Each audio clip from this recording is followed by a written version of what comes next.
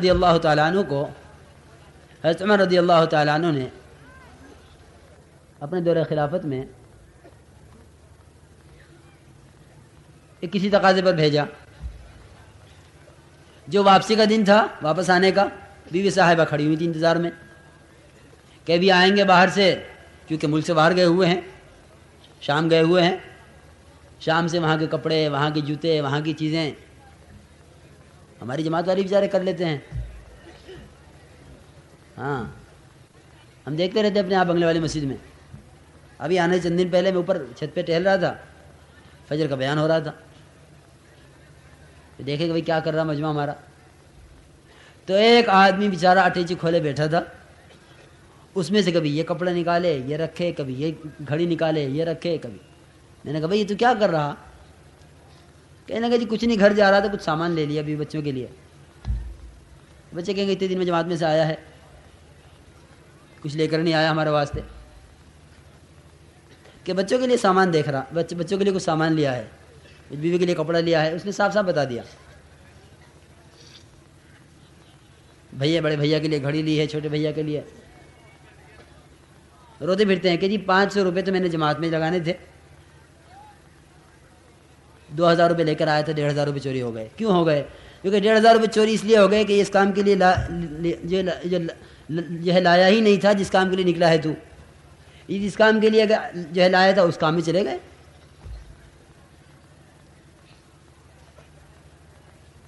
تو یہ کہہ کہ وہ بیٹھا ہوا اپنا سامان دیکھ رہا تھا.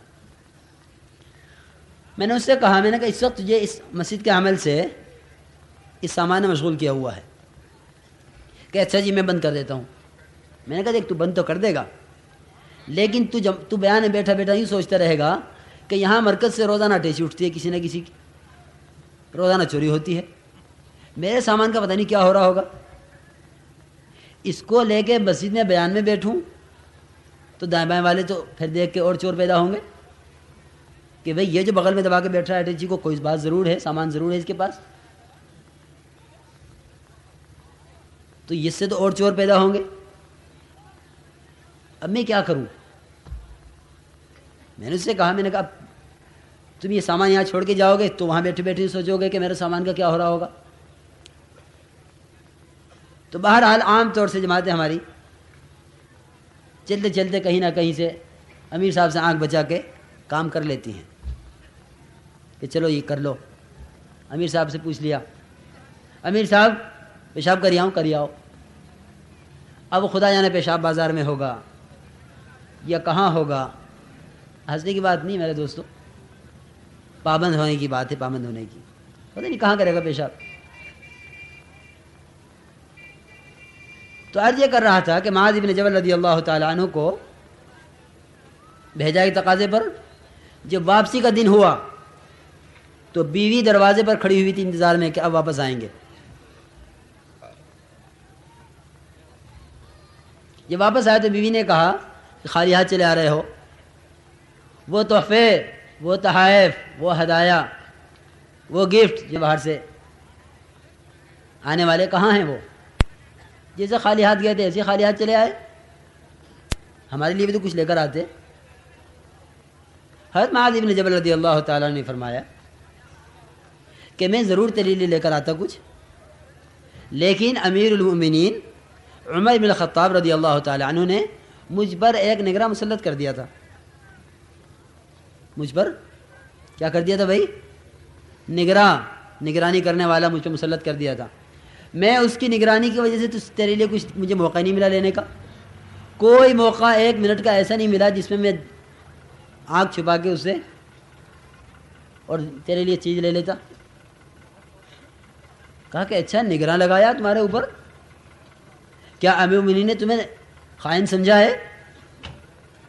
عورت تھی بڑی تیز ان کی بیوی، اور وہ سیدھی حضرت عمر بن الخطاب رضی اللہ تعالیٰ عنہ پاس پہنچ گئی اور جا کے کہا امیر المؤمنین معاذ بن جبل میرے شوہر وہ جاتے رہے جناب رسول اللہ صلی اللہ علیہ وسلم کے زمانے میں ہر تقاضے پر، آپ نے کبھی نگراں نہیں لگایا، ہمیشہ ان پر اعتماد کیا ہے اور امین سمجھا ہے.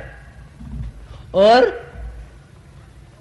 پھر ابو بکر صدیق رضی اللہ عنہ کے زمانے میں، خلیفہ اول کے زمانے میں ہمیشہ وہ بھیجتے رہے ان کو، کبھی نگراں نہیں لگایا ان پر۔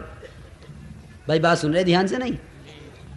پھر زمانہ آیا آپ کا، کیا آپ نے میرے شوہر کو خائن سمجھا ہے؟ آپ نے میرے شوہر کو خائن سمجھا ہے کہ آپ نے ان پہ نگراں لگا دیا؟ آپ نے نگراں کیوں لگایا ہے معاذ بن جبل پر؟ حضرت عمر رضی اللہ تعالیٰ نے فرمایا کہ بیوی ہم نے تو ان پہ کوئی نگراں نہیں لگایا، ہم نے تو ان کو تنہا بھیجا ہے، ہم نے تو ان کو تنہا بھیجا ہے، ہم نے ان پہ کوئی نگراں مسلط نہیں کیا۔ چنانچہ بیوی واپس آ گئی۔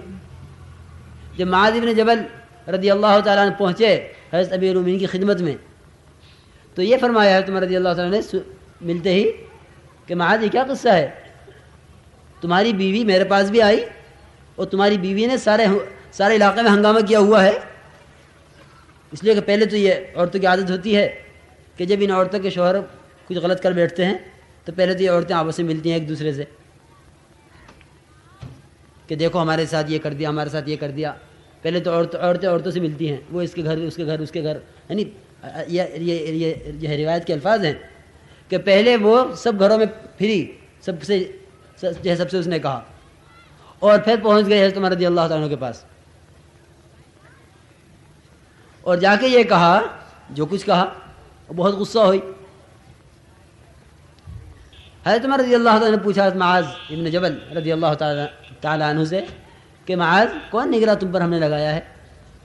کہ امیر المومنین جب میری بیوی نے مجھ سے یہ کہا کہ میرے لیے کچھ نہیں لائے تو میں تو اس پر اپنے پر نگراں اللہ تعالیٰ کو مراد لے رہا تھا۔ کس کو مراد لے رہا تھا بھائی؟ اللہ تعالیٰ کو، کہ اللہ مجھ پہ نگراں ہے۔ اس وجہ سے مجھے پورے سفر میں کوئی منٹ ایسا نہیں ملا کہ بھائی کوئی لمحہ ایسا ہو سکتا ہے جس میں کوئی انسان خدا کی نگرانی سے خارج ہو کہ بھائی فلاں آدمی اللہ کی نگرانی میں نہیں ہے۔ تو اگر ہم نکلنے کے زمانے میں اپنے اوپر اللہ تعالیٰ کو پہلے نگراں بنا لیں کہ میری ایک ایک حرکت، اب چاہے امیر کے سامنے ہو رہی ہو نہ ہو رہی ہو، چاہے امیر سے زبردستی اجازت لے کے ہو رہی ہو کہ امیر صاحب دیکھو یا تو دے دو اجازت ورنہ میں چلا جاؤں گا جماعت توڑ کے۔ امیر صاحب نے کہا بھائی اب تو جائے گا، جماعت سے بھی جائے گا، چلو دے دو اجازت اس کو۔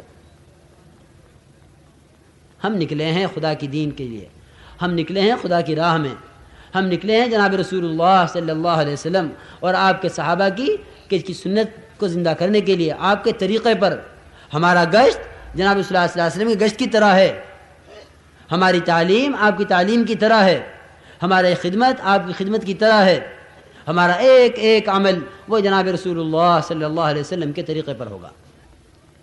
نکل کر ہر آدمی خود سوچ لے کہ میں کون کون سے وہ کام کر رہا جو جناب رسول اللہ صلی اللہ علیہ وسلم طائف میں نہیں کیے، جو آپ نے عکاظ اور ذوالمجنہ کی کہ بازاروں میں اور جو ہے نمائشوں میں نہیں کیے، میں کیا کر رہا ہوں؟ یہ نکل کر خود اندازہ کرے ہر ایک۔ امیر سے جو یہ اجازت لے سکتا ہے اور امیر بیچارہ مجبور ہو کر اجازت دے سکتا ہے، لیکن یہ تو ہر آدمی کو خود سوچنے کی بات ہے کہ میں اللہ کے راستے میں نکلا ہوا ہوں، آیا یہ کام میرے کرنے کا ہے یا نہیں ہے؟ پھر جتنا اپنے آپ کو پابند کریں گے اتنا کرنے کے کاموں میں دل لگے گا، اتنا کرنے کے کاموں میں ہمارا دل لگے گا کہ کیا کام کرنے کا ہے، کیا کام کرنے کا نہیں ہے،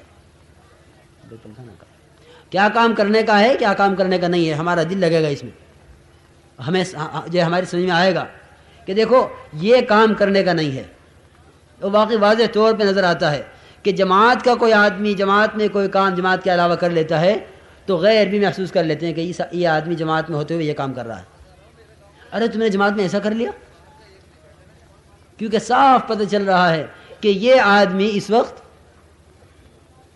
جناب رسول اللہ صلی اللہ علیہ وسلم کے طریقے پر اور آپ کے مزاج پر اور آپ کے طریقہ دعوت پر دعوت دینے کے لیے نکلا ہوا ہے، صاف پتہ چل رہا ہے۔ تو یہ کہ اس میں لا یعنی باتوں سے، لا یعنی کاموں سے، لا یعنی کسے کہتے ہیں؟ کہ لا یعنی اسے کہتے ہیں، لا یعنی اس کو کہتے ہیں جو اس وقت کے کرنے کا کام نہیں ہے، وہی لا یعنی ہے، وہی لا یعنی ہے جو کرنے کا نہیں ہے۔ جس کام کو کرنے کے لیے نکلے ہیں وہ کرنے کا ہے، جس کو کرنے کے لیے نہیں نکلے ہیں وہ کرنے کا نہیں ہے۔ آدمی بازار میں جاتا ہے، آپ کسی مریض کو، کسی کو خدا نہ کرے ہارٹ اٹیک ہو جائے، ہارٹ اٹیک کسی کو ہو جائے اور اس کو اٹھا کر اسپتال لے جا رہے ہوں، اس درمیان میں کسی کو خیال بھی آ سکتا ہے کہ تھوڑی دیر بازار میں ہوتی چلے، ذرا سے اس ہوٹل میں ہوتے چلے، ذرا یہ کپڑا دیکھتے چلو، ذرا اس دکان میں جھانکتے چلو، ذرا یہ پارک آ گیا اس میں ٹہلتے چلو تھوڑی دیر۔ ایک آدمی کی جان بھی بنی ہوئی ہے، اماں کا، ابا کا، بھائی کا، چچا کا، خالو کا، تائے کا، جتنے بھی گھر میں ہیں سب کے رخ اسپتال کی طرف، جلدی دوڑو، کیا ہوا؟ کہ فلاں صاحب کو اٹیک ہو گیا۔ ہم سب مریض ہیں، اور جسم کا مرض وہ تو موت تک چلے گا، موت کے بعد ہر ڈاکٹر چھوڑ کے الگ ہو جائے گا، لیکن جو روحانی امراض ہیں، یہ روحانی امراض ہمیشہ ہمیش کے لیے ہیں، یاد رکھو۔ جسمانی امراض وقتی ہیں، روحانی امراض دائمی ہیں، روحانی امراض دائمی ہیں۔ یہ حسد، یہ کینہ، یہ بغض و عداوت، یہ مال کی محبت، یہ نماز نہ پڑھنا، یہ روزہ نہ رکھنا، یہ اعمال صالحہ نہ کرنا، یہ غبن اور یہ خیانت، کیونکہ یہ جتنے امراض ہیں یہ امراض دائمی ہیں، یعنی جس طرح یہ امراض دنیا میں ہمیں تکلیف نہیں پہنچا رہے لیکن آخرت میں ہمیشہ کے لیے تکلیفیں پہنچائیں گے۔ تو کیا ممکن ہے یہ کہ بھئی کسی آدمی کو لے جا رہے ہیں اسپتال اور آدمی کسی اور کام میں لگ جائے؟ ہمیں ہر ایک بیمار ہے، ہر ایک اپنی اصلاح کے لیے، ہر ایک اپنے آپ کو اعمال کے اعتبار سے صحت مند کرنے کے لیے، ہر ایک اپنے اندر کو ٹھیک کرنے کے لیے نکلا ہوا ہے۔ اس میں کسی کو خیال نہ آئے کسی لا یعنی کام کا۔ اور لا یعنی کب ہوتی ہے؟ کیونکہ جب آدمی کو فرصت مل جاتی ہے کرنے کے کاموں سے۔ اپنے آپ کو مشغول رکھنا مستقل عمل ہے۔ اب گشت میں، اب تعلیم میں، اب ذکر میں، اب تلاوت میں، اب انفرادی دعوت میں مستقل اپنے آپ کو مشغول رکھنا ہے، تاکہ مستقل مشغول رکھنے سے مستقل لا یعنی کاموں سے، لا یعنی باتوں سے محفوظ رہے۔ پھر لا یعنی بات ہی نہیں، صرف نگاہ لا یعنی کام کر سکتی ہے، کان لا یعنی کام کر سکتے ہیں، ہاتھ لا یعنی کام کر سکتے ہیں۔ زبان کی لا یعنی کیا ہے؟ کہ وہ بولے جو یہاں بولنے کا جو یہاں بولنا نہیں ہے۔ ہم نکلے ہیں ایمان بنانے کے لیے، ایمان کے خلاف کوئی جملہ زبان سے نہ نکلے، ایمان کے خلاف کوئی جملہ زبان سے نہ نکلے، کہ وہ جملہ جو ایمان میں ضعف لائے گا، وہ جملہ اپنی مقام پر رہتے ہوئے ایمان میں اتنا ضعف نہ لاتا جتنا یہ ایمان کی محنت کے لیے نکلنے کے بعد ایمان میں ضعف لائے گا۔ ایمان کی راہ میں نکلا ہوا ہے ایمان کو بنانے کے لیے، کیونکہ اس وقت ایمان کے خلاف جو بولے گا وہ ایمان کو جتنا دھچکا پہنچائے گا اور وہ ایمان کو جتنا کمزور کرے گا۔ جس طرح کہ اس وقت خدا کے راہ میں نکل کر اس وقت کا ذکر، اس وقت کی تلاوت، اس وقت کی تسبیحات، اس وقت کا گشت، اس وقت کی تعلیم، کیونکہ یہ ایک ایک عمل، اور بقول یوسف رحمۃ اللہ علیہ کے کہ یہ ایک ایک عمل اعمال اس طرح کروائے گا، اعمال اس طرح کروائے گا جس طرح برسات میں سبزہ اگتا ہے۔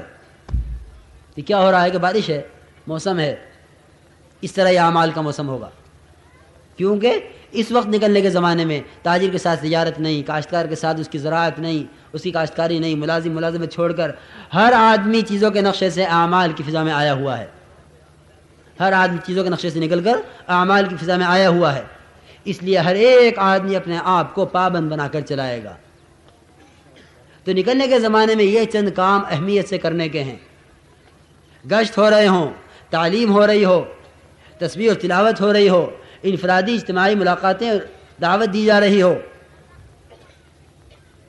ہم یہاں سے نکلنے کے بعد سے ومن یخرج من بیتہ مہاجرا الی اللہ ورسولہ ثم یدرکہ الموت فقد وقع اجرہ علی اللہ، کیونکہ جو آدمی نکل لیا گھر سے اللہ کے اور اللہ کے رسول کی